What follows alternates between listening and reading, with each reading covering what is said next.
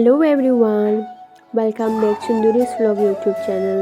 नोंथांमोन बयखौबो आंनि बे चेनेलाव बरायनानै लाग्रोनाय जाबाय। आं दा आलायारन नायनो थांगासिनो आरो। सौफैबाय। नोंथांमोनहा आंनि भिडिअखौ अननानै जोबजासिम नायलांदो आरो चेनेलाव गोदानै फैदोंब्ला अननानै आंनि चेनेलखौ साबस्क्राइब खालामनानै आंखौ एसे सापर्ट खालामदो। सिङाव हाबबाय नै जोङो आलायारन नायनानै फैनानै नै आंनाव ओमफ्राय गारामायानो जाला एकदम रायलायनो हालाय गगा मोनदोंमोन। दिनै एसे मोजां मोननायखाय दिनै भिडिअखौ इदिट खालामबाय आरो नङाबा दाख्लैनो जादोंमोन 17आवनो जादोंमोन आरो।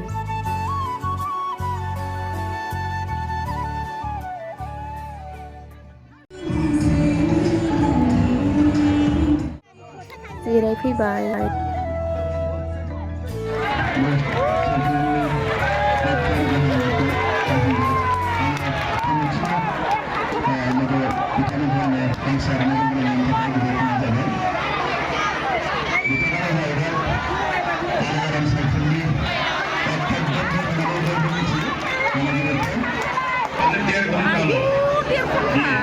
दुई घन्टा तीन घन्टा नङा 1.5 घन्टाल' थाबैनो जोबगोन। दा बेनो आरोखि आंनि खावलायनाय नोंथांमोना गोजोनै गोजोन नायगोन। जानोसै।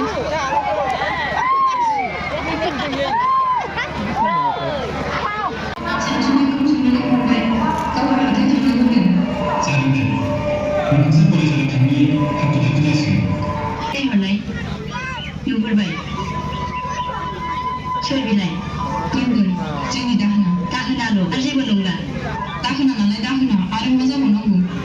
सिरि थादोहाय लोगो मानसिया खाथियाव सफैबाय।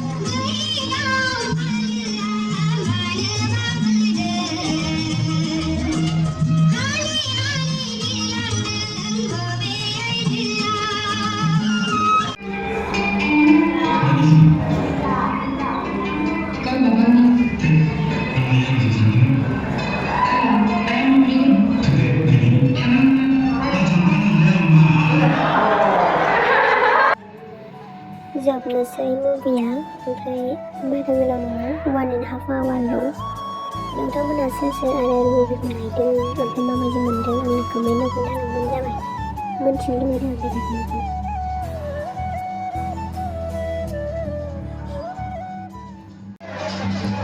जोब्बाय आलायारना।